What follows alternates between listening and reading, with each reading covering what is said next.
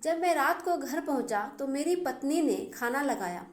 मैंने उसका हाथ अपने हाथों में लिया और कहा, मुझे तुमसे कुछ ज़रूरी बात कहना है। वो शांत बैठकर खाना खा रही थी।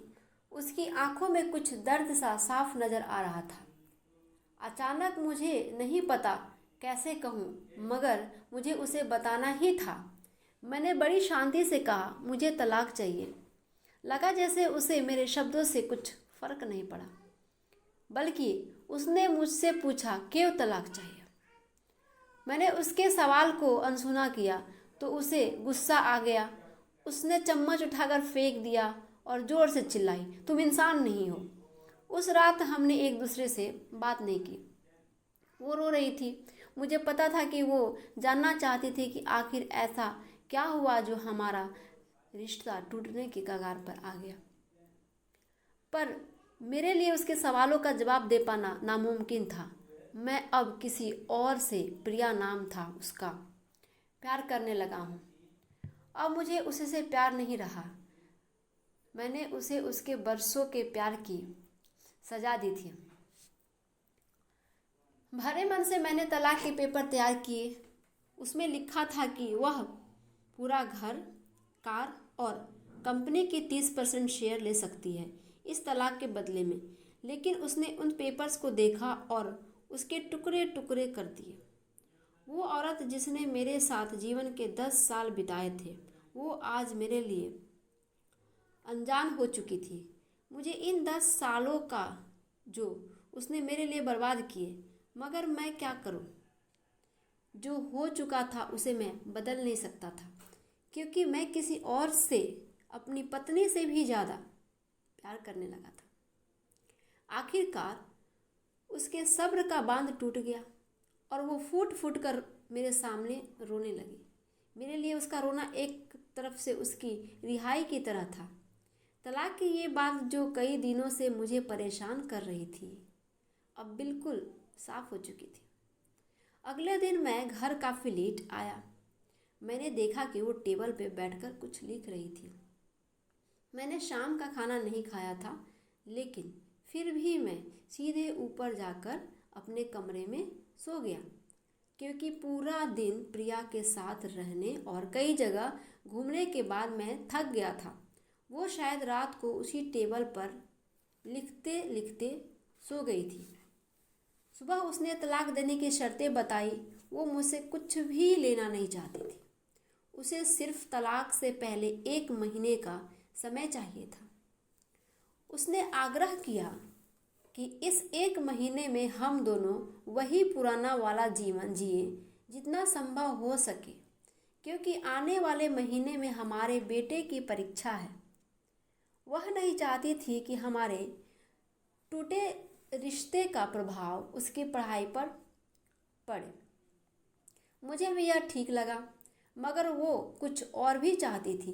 जैसे शादी के दिन मैं उसे उठाकर अपने शयन कक्ष तक ले गया था, उसी तरह हर रोज़ 1 महीने तक मैं उसे शयन कक्ष से उठाकर मुख्य द्वार तक ले जाऊं। मुझे लगा यह पागलपन है, मगर इन आखिरी दिनों को थोड़ा अच्छा बनाने के लिए मैंने उसकी यह शर्तें स्वीकार कर ली।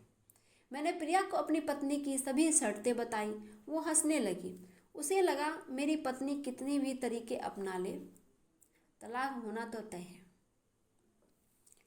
मेरी पत्नी और मैं किसी से भी इस दौरान नहीं मिले थे, लेकिन उस दिन जब मैं उससे पहली बार उठाकर गेट तक लेकर गया तो हम दोनों काफ़ी अजीब महसूस कर रहे थे। पीछे से हमारा बेटा भी खिलखिलाकर खुश हो रहा था। अगले दिन यह काम थोड़ा सामान्य और आसान हो गया था। वह मेरे सीने से लगी थी और मैं उसकी खुशबू महसूस कर रहा था। ऐसा लगा जैसे कई दिनों बाद मुझे ये खुशबू मिली रही थी, या फिर कई दिनों से मैंने उसके होने का महसूस नहीं किया था। पहले जितनी उसमें वो कसाव थी और चेहरे पर कुछ हल्की झुर्रियाँ नज़र आ रही थी और बाल भी सफ़ेद होने लगे थे। ये वही औरत थी जिसने अपने जीवन के 10 साल मुझे समर्पित किए थे, चौथे दिन जब मैंने उसे उठाया तो वो पुरानी रोमांच लौटने लगी थी। पांचवें और छठे दिन वो पुराना प्यार भी जागने लगा। मैंने प्रिया को इस बारे में कुछ नहीं बताया। अब उसे उठाना और सामान हो गया था। शायद हर रोज यह सब करने का मैं आदी हो गया था। एक दिन वह अपनी पसंद की साड़ी निकाल रही थी, लेकिन कुछ खास नहीं ढूंढ पाई। उसने सांस भरते हुए कहा कि उसके सारे कपड़े बड़े पड़ने लगे हैं। तब मुझे पता चला कि वह पहले से काफ़ी दुबली हो गई है और इसलिए मैं उसे आसानी से उठा पा रहा था। मेरे दिल को एक झटका सा लगा। उसने अपने दिल में काफ़ी सारा दर्द छुपा रखा था, पता नहीं कैसे। मैं आगे बढ़ा और उसके सिर को छूकर देखा। अचानक हमारा बेटा आया और बोला कि पापा, ये तो मम्मी को उठाकर बाहर ले जाने का समय हो गया है। उसके लिए अपने पापा द्वारा मम्मा को इस तरह उठाकर ले जाते हुए देखना जीवन का अभिन्न हिस्सा बन गया था। मेरे बीवी ने हमारे बच्चे को बुलाया और ज़ोर से उसे गले लगा लिया। मैंने अपना चेहरा दूसरी तरफ कर लिया। मुझे लगा कहीं मैं अपना निर्णय न बदल दूं। मैंने अपनी पत्नी को रोज की तरह उठाया और बेडरूम से सिटिंग रूम होते हुए हॉल तक लाया। उसने प्यार से अपने दोनों हाथ मेरे गर्दन के आसपास रख दिए। मैंने उसे जोर से पकड़ रखा था, बिल्कुल हमारे सुहाग रात की तरह। मगर उसका इतना कम वजन मुझे परेशान कर रहा था। महीने के आखिरी दिन जब मैंने उसे उठाया तो मेरे लिए एक कदम भी चल पाना मुश्किल हो रहा था। हमारा बेटा स्कूल जा चुका था। मैंने अपनी कार से ऑफिस गया और कार से कूद कर बाहर आ गया, बिना कार को लॉक किए। मुझे डर था कि अब एक पल भी देरी मेरा इरादा बदल देगी। मैं ऊपर गया। प्रिया ने दरवाज़ा खोला और मैंने उसे कहा, सॉरी प्रिया, अब मैं अपनी पत्नी से तलाक नहीं लेना चाहता। उसने मुझे देखा और मेरे सिर पर हाथ फेरकर कहा, तुम्हें बुखार तो नहीं है? मैंने उसका हाथ हटाया और कहा, सॉरी प्रिया, अब मुझे अपनी पत्नी से तलाक नहीं चाहिए।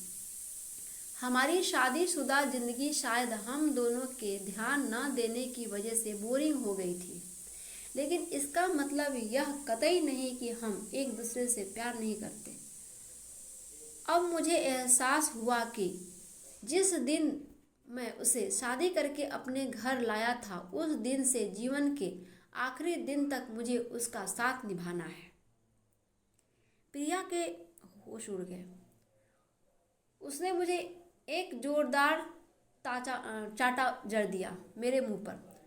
वह रोने लगी और दरवाज़ा अंदर से बंद कर लिया। मैं सीढ़ियों से नीचे उतरा और आकर अपने कार में बैठ गया। आगे एक फूल वाले की दुकान पर रुका और अपनी प्यारी पत्नी के लिए एक सुंदर सा गुलदस्ता लिया। दुकानदार ने पूछा कि इस पर क्या लिखना है। मैंने मुस्कुराते हुए कहा कि मैं तुम्हें जीवन के आखिरी दिन तक यूं ही उठाता रहूँगा, मेरी अर्धांगिनी। उस शाम जब मैं घर आया, हाथों में गुलदस्ता लिए, मेरे चेहरे पर एक मुस्कान थी। मैं ऊपर अपने कमरे की तरफ भाग कर गया, लेकिन तब तक वह मुझे छोड़कर दुनिया से जा चुकी थी, हमेशा के लिए।